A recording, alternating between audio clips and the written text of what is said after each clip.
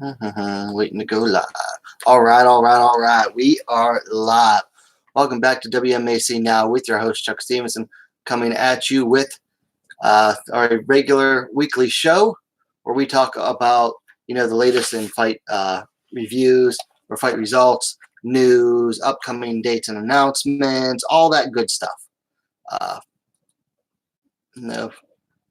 And then we'll be skipping a discussion topic this week, but we will be diving into UFC Fight Night Mexico City, which is this coming Saturday night. First, let's go into the latest in fight results. First up, we're going to talk about KSW number 50. Didn't even know this event was happening, but went down in London on, I guess it was Saturday. But first fight of the night at strawweight, Alexandra Rolla defeated Catherine Costigan via TKO due to knees and elbows at 50 seconds of round 2. Rolla climbed to 3-0. Costigan climbed to 6-3. Now, I don't know anything about Rolla before this. Costigan, this was her first fight since 2017, and she was moving up a weight class. So we'll see if she stays active after this or not. We'll have to see. Anyway, that was it for fight results this week. So let's move on to the news. Okay, first up, One Warrior Series, the reality show that ends with every season with a night of live fights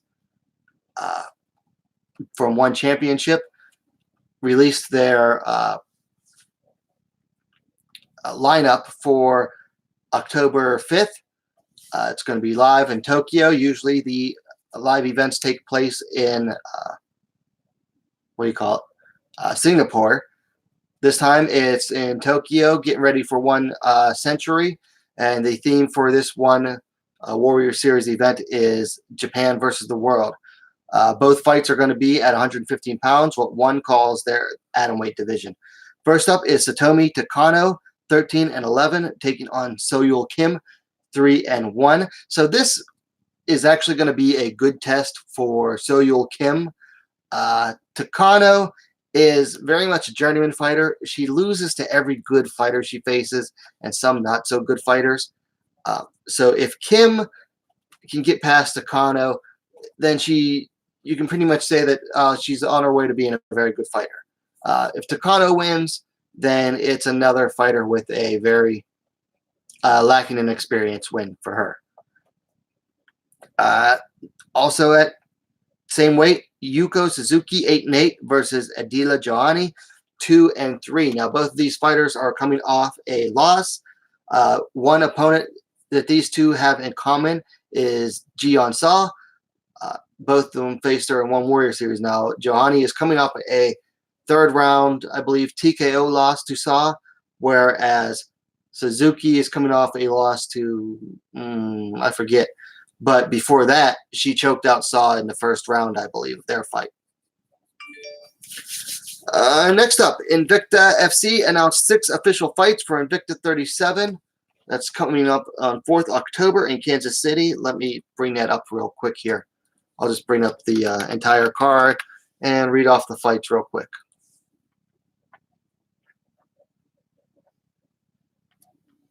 Well, they announced 6, and then 7 got announced via one of the fighters' social media.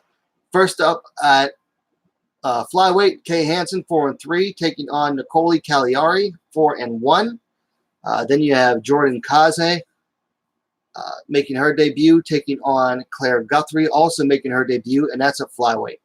Next at atomweight, Linda Mihalik 1-0, taking on Marissa Messer-Balenkia, who is 3-0. Next up is another atomweight fight. Sheena Van Hoos, 6-5, back after a long layoff. She's taking on Invicta and Bellator veteran Lindsey Van Zant, 6-2. Next up is a battle of losing fighters from the Contender Series. Maria Agapova, 6-1, taking on Marilia Santos, 10-3, and that's going to be in the flyweight division. And then co-main event at flyweight, Pearl Gonzalez, 9-4, taking on Brogan Walker Sanchez, 6-0. And then in the main event is an atomweight title fight. between Jinyu Fry, 8-4, defending her title against Ashley Cummins, 7-4. This is a rematch from, I believe, last year or the year before. No idea if they'll add any more fights. I mean, that's 2 weeks away, so really hard to say with Invicta. But right now, that's what, 7 bouts? That might be it for this one. All right. Next up in the news, a strawweight title fight has been set for Eternal MMA 48 on October 4th in Melbourne, Australia, between Casey O'Neill, 2-0, versus Miki Matono, 2-0. Matono's first fight outside of Japan. I believe O'Neill is the current Eternal MMA strawweight champion. A atomweight bout has been announced for Pancrase 310 on November 10th. Sayako Yoshida, 4-1, taking on 17-year-old debutante Yerin Hong. Not a big fan of experienced fighters taking on teenage debutantes. I'm not against the teenage fighters making their debut necessarily. I am against them making their debut against fighters with more experience, with 4 or 5 fights experience. Some more news out of Invicta FC. Now, this isn't necessarily out of them, but 4 different fighters have announced signing multi-fight deals with Invicta over the past week and a half via their social media. Now, some of them have fought Invicta before, but the 2 that have only fought, actually it's 5 fighters, but the ones that have fought for them before only fought once and now have since signed multi-fight deals with them. First up is Serena De Jesus. She is a bantamweight with a record of 1-0 from the U.S. She fights out of Syndicate MMA in Las Vegas, which means she is a training partner of Invicta veterans and now UFC fighters Roxanne Modafferi and Joanne Calderwood. Next up is Canadian Katie Saul at atomweight. She is 3-4. Now she is coming off a split decision loss to Elise Anderson at the last regular Invicta numbered event, but she took that fight on like a week, 2 weeks notice. Next up is bantamweight Hope Chase from the USA with a 1-1 record. Pittsburgh represent. So good luck to Hope Chase. Next up, another American, Cynthia Arcio at strawweight. She is 5-1-1 as a pro and is former King of the Cage strawweight champ. And then finally is flyweight Mayu Suotama out of Finland. She dates all the way back to the Strikeforce days. She fought Misha Tate there. And then most recently, she's coming off a loss at the Invicta Phoenix Series 2 event. So congratulations to all those ladies on signing long-term deals with one of the best promotions out there, Invicta FC. They might not be the biggest, but when it comes to representing the ladies, they're top-notch. Next up, Double GFC 3 on October 5th in Seoul is going to feature a fight between Jiyeon Sa, 7-4, a favorite of this channel. She will be taking on Japanese Mika Arai, 4-1. Now, I don't know what weight class they'll be fighting at. I do know that Sa has always fought at strawweight, whereas Arai, I believe, has only fought at atomweight. So, could go either way. Could be a catch weight. We'll have to see. One Championship announced a fight between Priscilla Gal, 6-4, and Bozena Antoniar, 3-1. That'll be at 1 Dawn of Valor on October 25th in Jakarta, Indonesia. That'll be at 115 pounds. Carrie Melendez announced via her social media that she will be taking on Mandy Polk. Melendez is 3-0. Polk is 6-4, and that'll be at Bellator 224 on October 4th in Temecula, California. October 4th is looking to be a good day for the ladies in mixed martial arts. That's most likely going to be at strawweight. Next up, flyweight Sarah Froda has been released from the UFC after being handed a 2-year suspension by USADA. Froda, who is 0-2 in the UFC, tested positive for multiple stanozolol metabolites in a test dating July 27th when she lost to Jillian Anderson via second round TKO. So Froda, who missed weight her first fight at strawweight, then lost, moved up to flyweight, and then lost Jillian Anderson. Now she gets busted for stanozolol. Now, if that drug sounds familiar to you, that's because that is what Chris Cyborg also tested positive for back in 2011, I believe. So that is a steroid. Next up, Deep Jewels 26 on 22nd October in Korakuen Hall. So that is going to be headlined by an atomweight fight between Tomomi Sawa and Emi Tomomatsu, which we previously announced on this show. They have announced 4 more fights. First up at, I believe they call it microweight, 97 pounds. Yasuka Tamada, 16-10-3 versus Kotori Tamiya, who is 1-0. You might remember Yasuka Tamada. She's like almost 50 years old. I think she might be over 50 now. She once challenged for the Invicta FC atomweight title against Michelle Watterson in her first title defense. A 49-kilogram catchweight between Nanaka Kawamura, 2-4, the idol singer, versus Otaha Nagao, 1-1. And this was a fight that was rescheduled from Deep Jewels 25 that was canceled, I believe, from an injury suffered by Kawamura. At flyweight, Yukari Nabi, 6-3-1, will be taking on Kyujai the Rocket. And then at a minus 63 kilogram catchweight, King Reina will be taking on Diamond Rose the Rocket. Now, referring to those two fighters that have the nickname the Rocket, I believe they're from the same team as Suwon Boonstorm, recent opponent of Ayaka Hamasaki. Boonstorm, nickname in Japan is Amp the Rocket. So they're from the same gym, so they're getting the same nickname treatment in Japan. It's Japan, is all you can really say about that. And then a minus 50 kilogram catchweight between Yoki Harada, 0-2, versus Satomi Hirose, 0-1, for the Shudo 30th Anniversary Tour, 7th round, and that's 22nd September, so that's this weekend.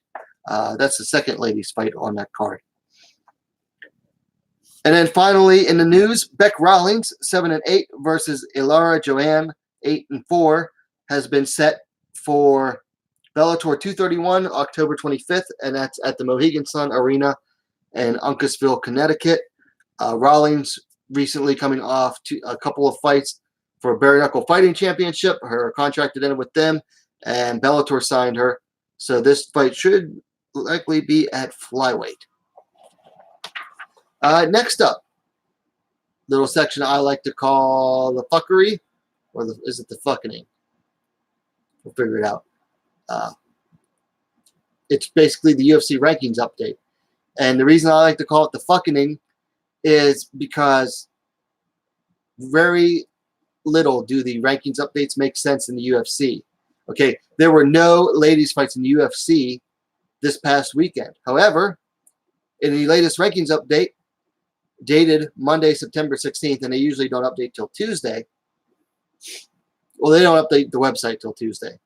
Okay, strawweight, no updates. Bantamweight, no updates. Makes sense, right? But flyweight. Jessica I moves down 1 spot to number 2. I guess she was tied with Katlyn Chukagian at 1. Lauren Murphy moves up 1 spot from 9. She is now tied at 8 with Roxanne Modafferi. Then Antonina Shevchenko and Mara Romero Barella changed places. Shevchenko moved from 13 to 14. Barella moved up from 14 to 13. Now, there were no women's fights in the UFC this past weekend. So, why are there changes? I don't know. You guys tell me. I don't know.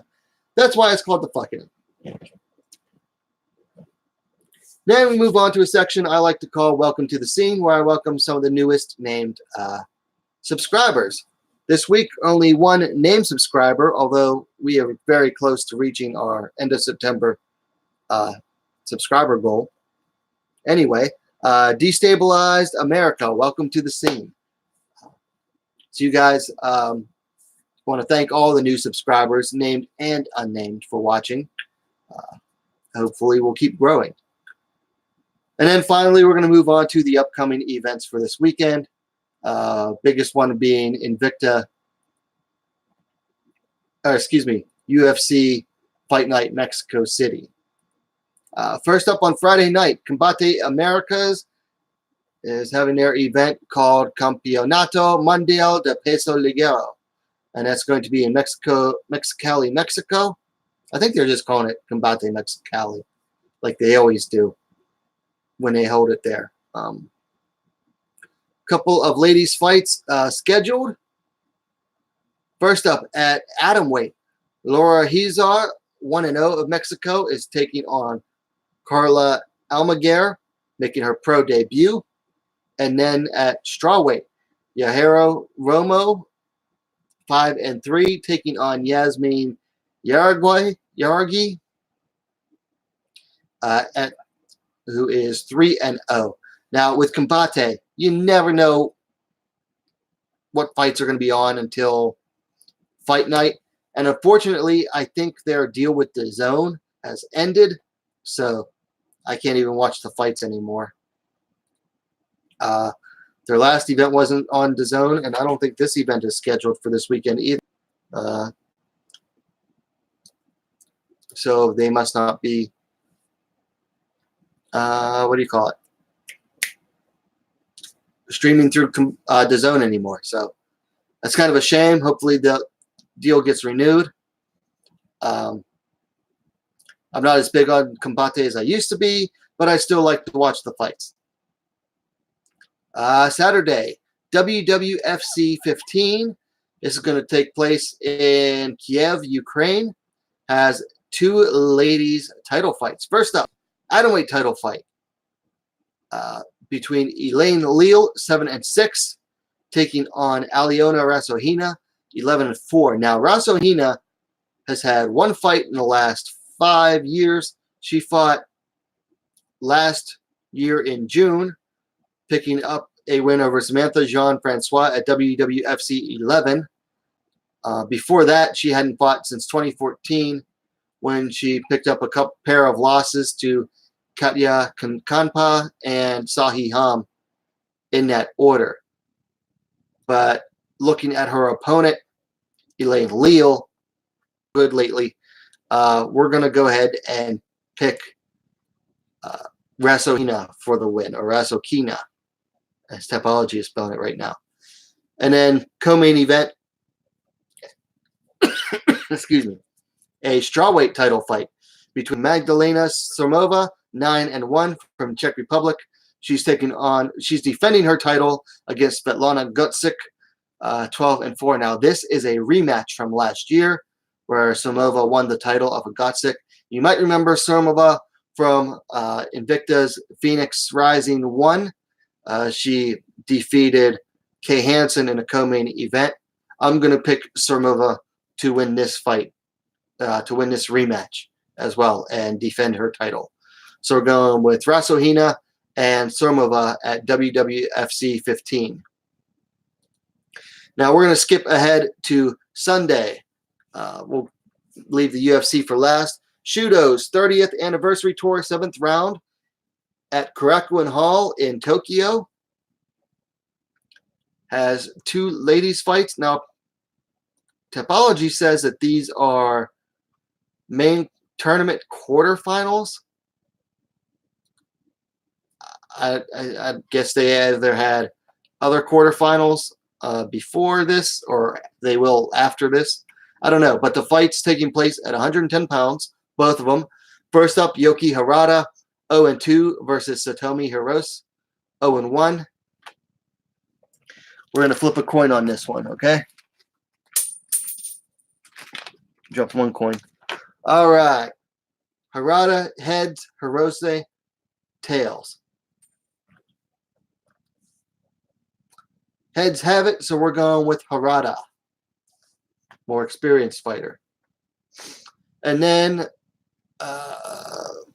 also at 110 pounds, and these are both 2-round fights. Megumi Sugimoto versus Q Kitano. Let's see if I can bring this up. I'm working on Wi-Fi tonight, so both are coming off of a pair of wins.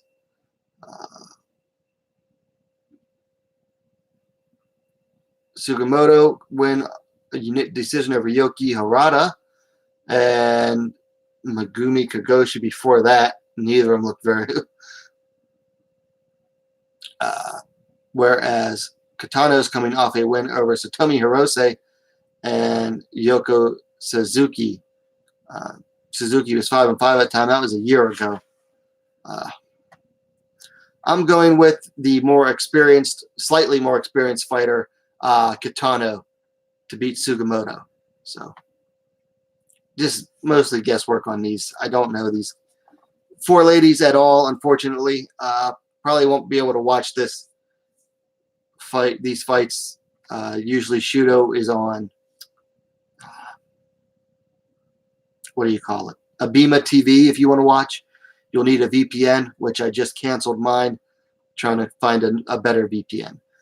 All right, this will bring us to UFC Fight Night, Mexico City on Saturday night.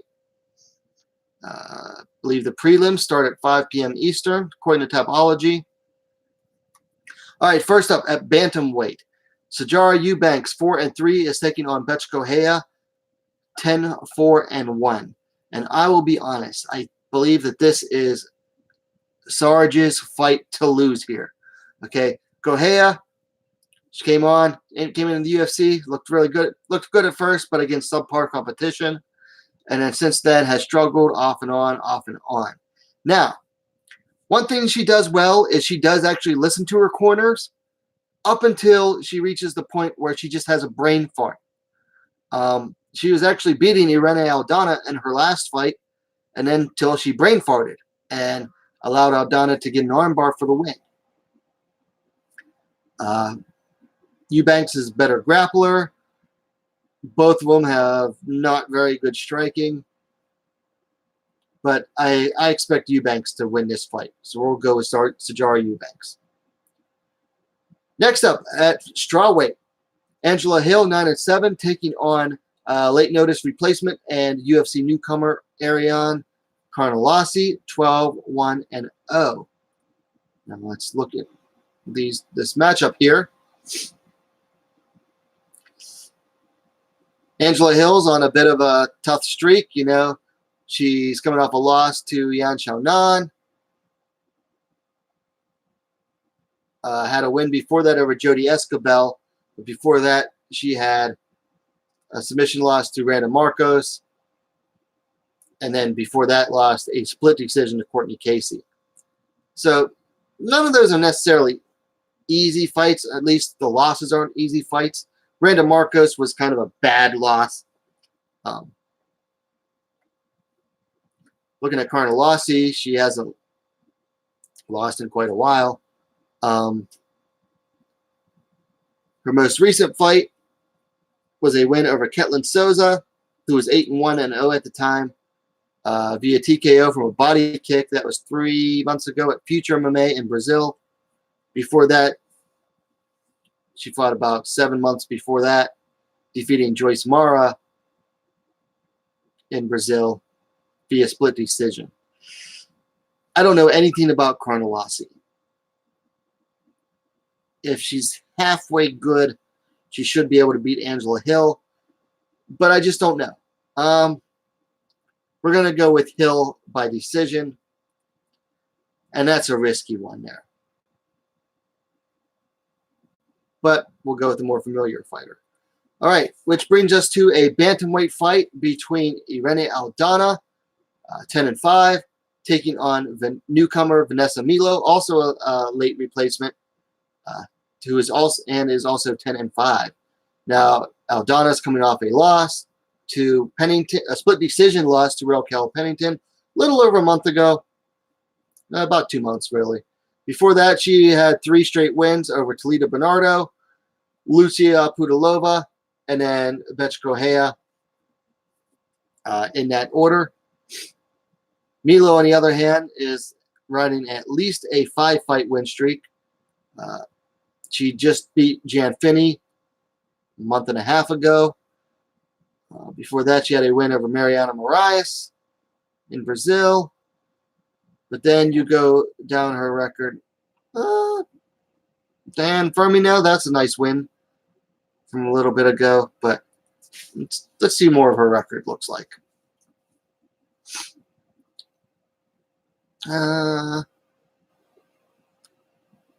She has a win over Molly McCann. That was in 2015. So she had 3 wins in 2018. Before that, had a loss at 2016, a couple wins in 2015. So she's only just now getting back into the groove of things. Has a couple wins already in 2019.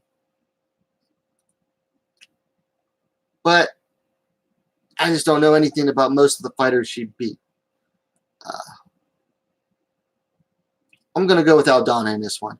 It's home territory for Aldana in Mexico.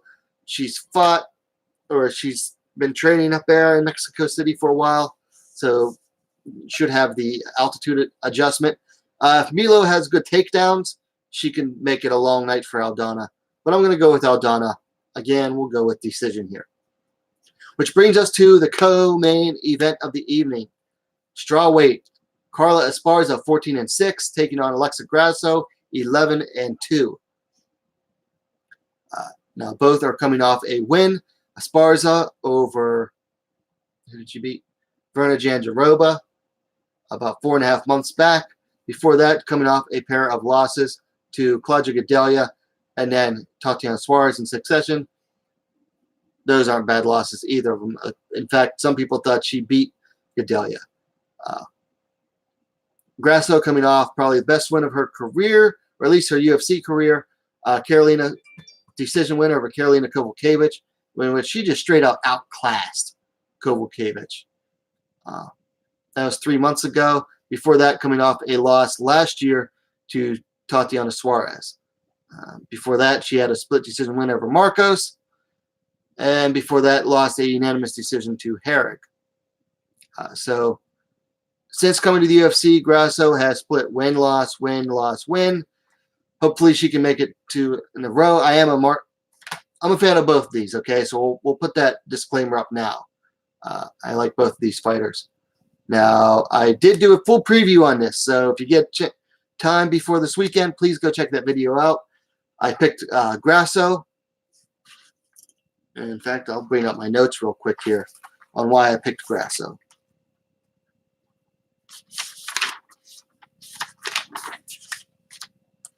Shouldn't take me long.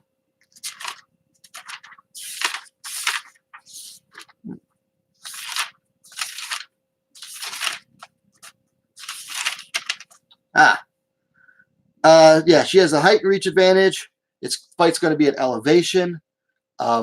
Grasso has fought in Mexico City before. I'm not sure if she moved her training camp here to Mexico City like she has in the past. But she has fought there before. Now, I believe Marcos also came up a little early to train there, and she was training in Big Bear, getting ready for it. And then age and stage of their career. I just think that Grasso's on the up, and Esparza has gone as far as she can. I mean, she was the first strawweight champ, of course, in the UFC, but she hasn't really been able to get a good streak going since. ever since then.